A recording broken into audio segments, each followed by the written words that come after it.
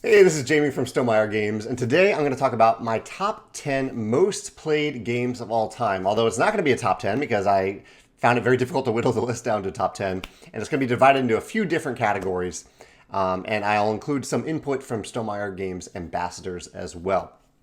The list ended up being, I believe, 16 most played games. So I thought this would be interesting to examine which games have I gotten to the table time and time again, particularly in my adult gaming life, but there are a few that branch out into my childhood, and I have to include them. I've been playing games my whole life. I should say, before I jump into this video too deep, I do not track my plays. All of this is my best guess at the most played games. There might be some that I'm forgetting. There might be some that I'm kind of overestimating here. Not exactly sure there. Also, I'm talking about tabletop games specifically. There are probably some video games like Mario Kart in particular that I've played many, many times, especially in college, that I'm not going to include here. Now, I did ask ambassadors. I ended up breaking this down into two different categories. Short games, because there are short games that get to the table a lot, and the long games that also get to the table a lot, but maybe not as many as those short games that you can play in like 10, 15 minutes. So I broke down the list in that way, and I asked ambassadors to break down their picks into short games, long games, and Stonemaier games, so that they're Stonemaier Games ambassadors. They might be a little bit biased towards our games. And throughout my list, as I discuss my list, I will talk a little bit about what makes a game get to the table so often, both for me and in general, because I think that's something that any designer aspires to, right? That your game isn't just played once, but it's played many, many times over the years. What makes games get to the table often and make them that replayable? So ambassador picks for short games are, in no particular order, just ambassador picks, just one, chess, Magic. Just noticed that a Stonemaier Games slipped onto that list. I'll take that off. Hearts, Seven Wonders, Azul, Carcassonne, Codenames, Coup, Dominion, Fantasy Realms, Love Letter, Patchwork, Star Realms, Race for the Galaxy, Splendor, The Crew, The Resistance, Unmatched, and Welcome to. I included Magic on this list in particular, even though Magic will come up later on one of my lists. But I included it on the short list because an actual game of Magic is pretty short, typically. All the other things surrounding Magic can go much longer, but an actual single game can be quite short. Hearts is debatable. I think Hearts, can go a little bit long, but it doesn't need to. Yeah, so we won't go too deep into the discussion of what game should be a short or a long game here. Those are just the short picks. The long picks, so games that ambassadors have played, longer games that ambassadors have played many, many times, are Pandemic, Poker, Terra Mystica, Aeon's End, Anachrony, Catan, Agricola, Clank, Everdell, Gloomhaven, Lords of Waterdeep, Marvel Champions, Marvel Legendary, Quacks of Quedlinburg, Roll for the Galaxy, Root, Spirit Island, Terraforming Mars, The Isle of Cats, Through the Ages, and Lost Ruins of Arnak. I'm trying to see as I say these if there are any trends about these games also being available in digital form. I didn't give any restrictions about that. Like, you could include tabletop games that you're playing digitally in this list, and a fair number of these are available digitally as well. So this is really interesting. So I asked ambassadors for their one Stonemaier game that they have played the most. And so here's the list, including the number of ambassadors that picked this game as their number one most played Stonemaier game. So I'll say them in alphabetical order here. Between Two Castles, 2 ambassadors said that. Between Two Cities, 3 ambassadors said that. Charterstone, 6 people said that. And I'm a little surprised that number isn't a little bit higher because Charterstone is a campaign game. It's the one game on this list that actually requires you to play a number of times. But only 6 there for Charterstone. Euphoria got a 2. Red Rising, 1. Rolling Realms, 5. That to me is also a little surprising because Rolling Realms is the shortest, and I'll talk about that on my list in a second. Scythe, 46. Tapestry, 22. Viticulture, 19. Also a little surprising because that's our oldest game. And Wingspan, 43. Wingspan is the one that isn't a surprise at all. I've heard many people play Wingspan, have played it like hundreds of times. The one little surprise there is that Scythe had more plays than Wingspan. More ambassadors said that Scythe is their most played game than Wingspan. Scythe is a longer game. I would say it's a little less accessible than Wingspan, and Wingspan has definitely outsold Scythe as well. So that was an interesting surprise there among our games. So let me jump into my top 7 most played short games. Why 7? Just how the list worked out. near the top of that list, at number 7, is Just One. Just One is a cooperative party game that is very funny, where you're trying to help a player decide one word, reveal one word by giving them a one-word clue. And this is just, I think it's gotten to the table so many times because it is a cooperative party game. I think that works so well. There's so many instances where you need something to fill a space, and Just One fills that space for any group. It's very accessible. It can be played with gamers, non-gamers. It's cooperative, and so it doesn't do the thing that a lot of party games do, where it kind of it overstates its welcome. It puts the spotlight on everyone, and because it's cooperative, you can end it at any time. It can be an activity instead of a game, essentially. You're not necessarily even trying to win beyond just trying to guess the current card. So I think that actually helps a lot, that you can really start and end Just One at any time. That might be one of the reasons that this got into the table so often for me. That's number 7. Number 6, we have The Crew. The Crew does something very clever to get to the table many, many times. I would say the number of sessions of The Crew I've played is probably the shortest of any game on this list. However, a game of The Crew is a single mission. That is, I think, technically what a game of The Crew is. So if I play mission 7 in The Crew, that is a whole game. And oftentimes, games of The Crew are very, very short. I think part of that is because once you win a game of The Crew, once you meet the conditions in this cooperative trick-taking game, you win. You can end that game immediately and move on to the next game, and it gets a little bit harder. You can start at any mission as well. You can start with the very easy missions, 1, 2, 3, or you can say, okay, we're feeling pretty good today. Let's jump to mission 25 or mission 30. That's okay to do as well. So to have this escalating range of missions that you don't even necessarily have to play in order in The Crew, and that they instantly, once you win, they instantly end, and you kind of have that feeling, okay, let's play one more. I think that's the reason that The Crew has gotten to the table, at least in terms of number of games, so many times for me. That's number 6. And number 5 is a game. Do I still have any version of this game? I thought I did. I think I do somewhere. But this is chess. I thought I had like the Mario chess somewhere over here. You can see it in the photo. But yeah, chess I have played many, many times, much more in my childhood than my adulthood. But it's one of the first games that I ever played. Chess is a very short game, very quick, easy to play. It's an abstract game. And it's a 2-player game. I think, I don't see a ton of them on my list here today, but I think 2-player games are inherently a little bit easier to get to the table than higher than 2-player games, because it's easy to find one. It's easier often to find one person to play a game than to find a big group of people to play a game. So I think that is in chess's benefit. That is just a 2-player game. At number 4, we have 7 Wonders. I played 7 Wonders so many times now.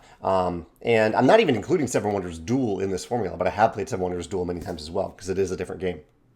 But 7 Wonders, I played it many times when I got into the hobby. It's a game that I continue to enjoy to play, even as I played a variety of drafting games or other games that are kind of similar to it. I think it's and also, I think it has a great board game arena implementation. That's the way that I played it most often these days. The board game arena implementation, unlike this version, is like 10 to 15 minutes at most. So we often use it as a filler game when we have a big group of people on board game arena and we just need something to pass a little bit of time, and we always have fun with it. So I think the playing time really helps with this. Also, there's very little downtime, and every game feels different because of the drafting element to it. That's 7 Wonders at number 4. At number 3 is the Stonemaier game I'm going to put on this list, and that is Rolling Realms. I'll show you the new promos that we have on our website right now, or the web store. We have these 3 new promos for A Feast for Odin, Smitten, and Honeybuzz on our web store right now. Rolling Realms, I've played now live. I've played 34 times, and I've played more than that as well in person. But it's definitely my most played Stonemaier game, and one of my most played games of any game ever of all time, just because of how many of those live plays I've done, and I continue to really, really enjoy it. The puzzle, the combination of the different realms, you put 3 different random realms together, and one player rolls the dice, and all players use the results of the dice in those same 3 realms. I've been delighted by how much I've enjoyed playing this game, even just playing it solo on camera and having other people play, sometimes live, but usually in the future on YouTube. But yeah, Rolling Realms, that's one of my top played games of all time, and definitely my most played Stonemaier game. At number 2, Dominion. Dominion over here. I happen to have my favorite expansion Dominion as well, Prosperity. Dominion is one of the games that I played when I got into the gaming hobby as an adult, and I played it over and over and over again. I've played this game so many times. I think it scales well for different player counts. So I've played it at a higher player counts. I've played it a lot with friends and just 2 players. That's been a lot of fun as well. I have not played it as much in recent years, but I had so many plays of it in my early adult gaming years that that is definitely still up there near the top of this list of short games.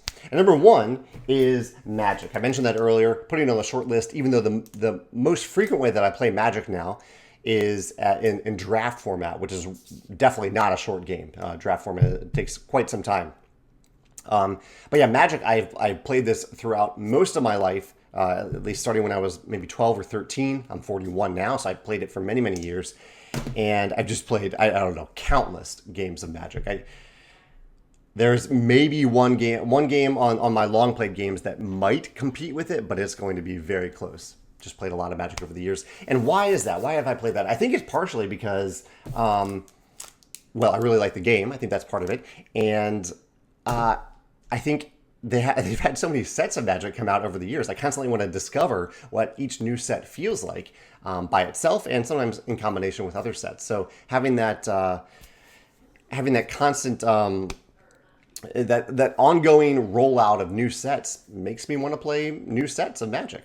I didn't even talk much about what makes me play Dominion all that often, but I think I played it so often because, well, I really enjoyed the game and because it has so many different combinations of cards that can come out. There's always a different puzzle due to those combinations of cards. So it's all about kind of replayability, I think, for Dominion that made me get to the table over and over again. So those are my top 7 most played short games on my list. And now my top 9 most played long games. And oddly enough, I don't own a lot of these games, even though I own a lot of the short games. So number 9 on the list is Castles of Mad King Ludwig. And this is an odd one, because really, until I got this recent collector's edition, I had never owned Castles, and I hadn't played it in a few years, because I was waiting on this collector's edition to arrive.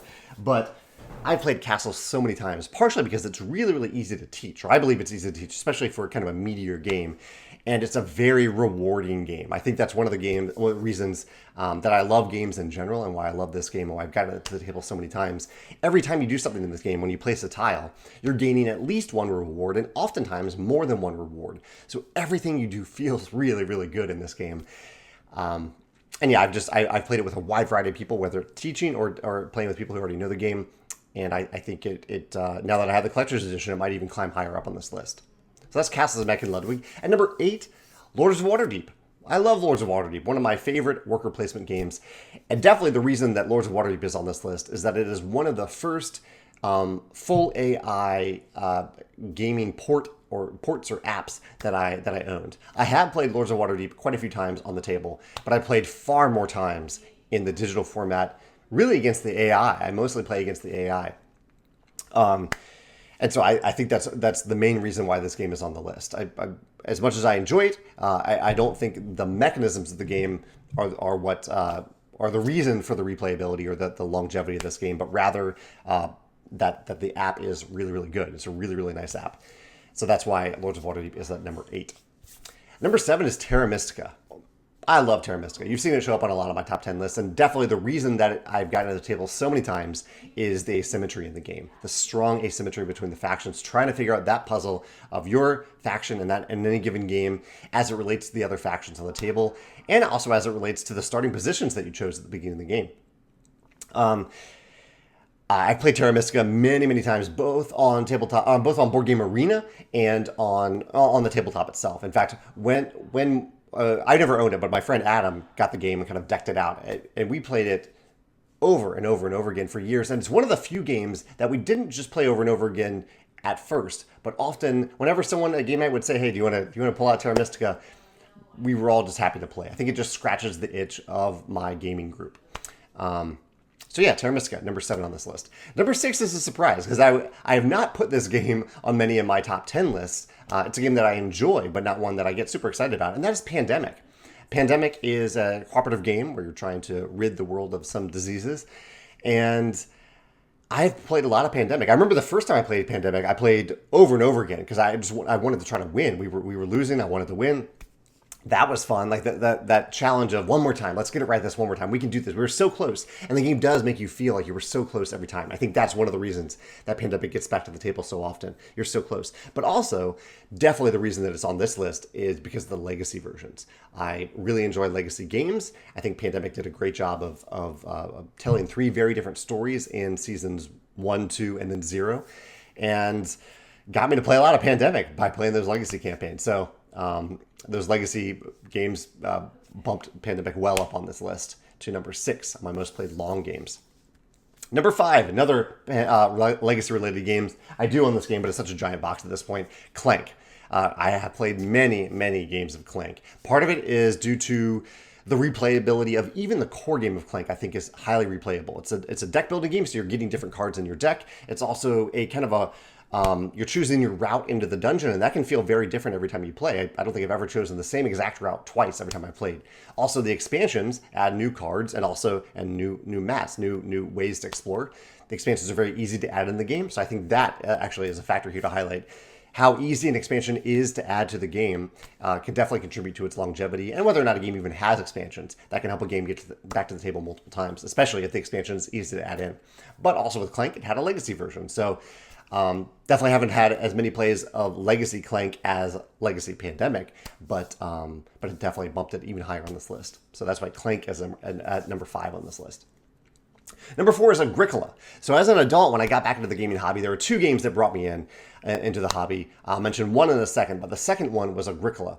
And my eventual co-founder, Alan Stone, he was the person among my friend group who decided, okay, I've heard good things about this game. I will take on the task of learning it, and he brought it to a small group of friends, and we played. This was like the game that we played. And maybe you've had a game like that where like just the game that your group played for a long time was X game, and that game for us was Agricola. We played it over and over again. Whenever we'd get together to game, it wasn't like, what game will we play tonight? It was, we're getting together to play Agricola. When can you do this? And that happened for a long time.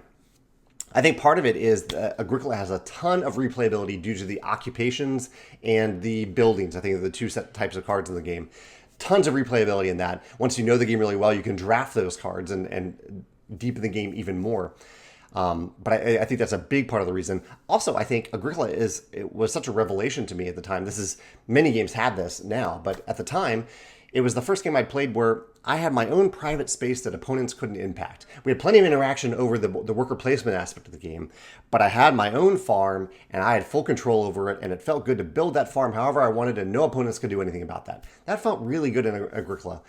And I think that's just partially my gaming taste, and one of the reasons that it got back to the table so many times. It felt very, very comforting to have my own little place at the table whenever I played Agricola. But definitely the replayability of those cards helped out as well.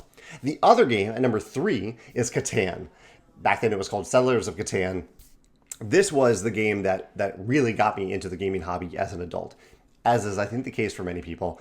Some people maybe Ticket to Ride, Carcassonne, maybe now Azul, maybe even Wingspan now for some people. But Catan was the game for me. I went Catan and then Agricola and then a bunch of other stuff. Dominion and then a bunch of other stuff, really. Yeah, probably that order. Catan, Agricola, then Dominion, and then all the others.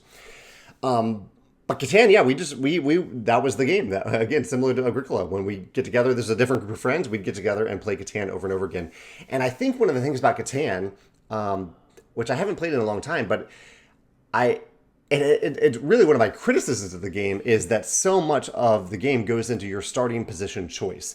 But I would think about that choice all the time. Like I was so excited whenever we'd set up the game to see how would things lay out on the table. We would mostly do random setups. So how are these numbers going to end up on different territories? How is it going to look? And then after the game, I would think about it. I would think more and more about it.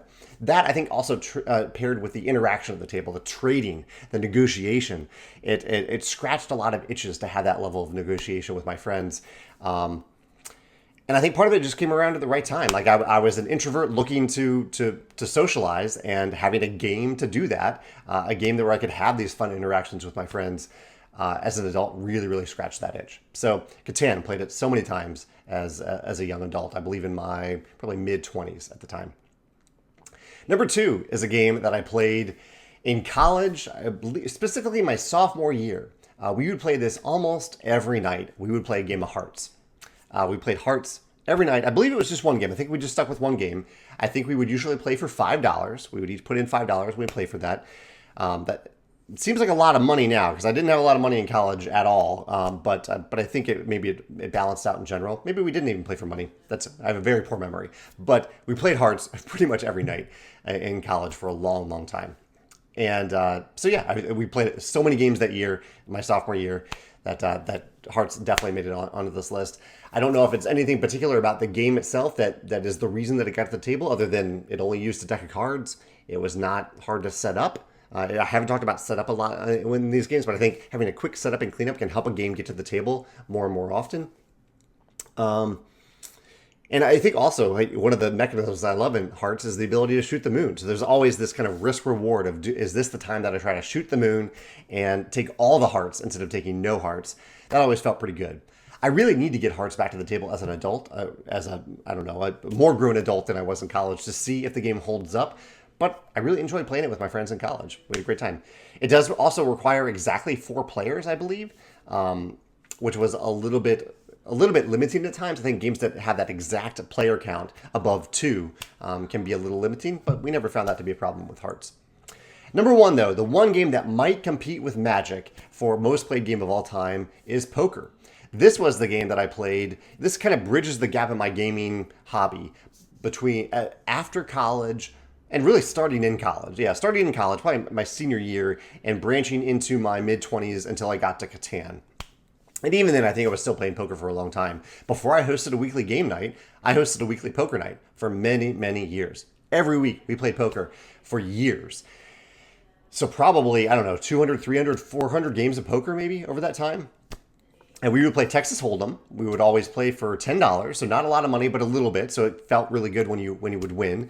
And we would play tournament style. And so we would play until there was a winner.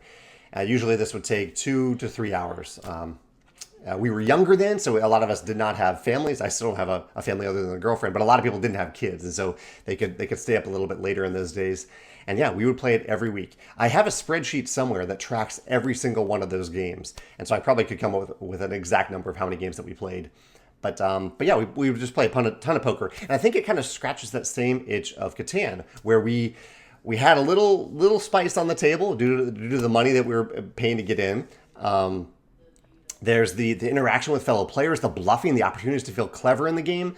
The ease of play, it's very easy to get poker to the table once everyone has opted into the game. Like you just shuffle up the deck and deal out the number of chips. So very easy to set up. And I think maybe the number one reason, and the reason that I miss poker to a certain extent, is that moment where you get to look at your hand. Yeah, there's all the bluffing, there's all the other stuff that goes into the game, all the strategy, but the randomness of the 2 cards that you get in your hand when you play Texas Hold'em, and also the randomness of which cards are shown on the table, is just exciting. Like, it's exciting to see those moments when you have pocket aces, or when you have like a really bad hand but you decide to stay in and somehow the flop comes out and it really helps your hand become really, really good and the other opponents don't know it. It just feels good. That level of I've been gifted this thing. I've been dealt this hand of cards, and now I have to maximize it. Even when you get those pocket aces, how can you maximize it? Do you push all the players out so they don't have the chance of getting something better? Do you go them along to thinking that you don't have that good of a hand so you can take a big pot there? That's exciting. I think that was a lot of fun in playing many, many games of poker over the years.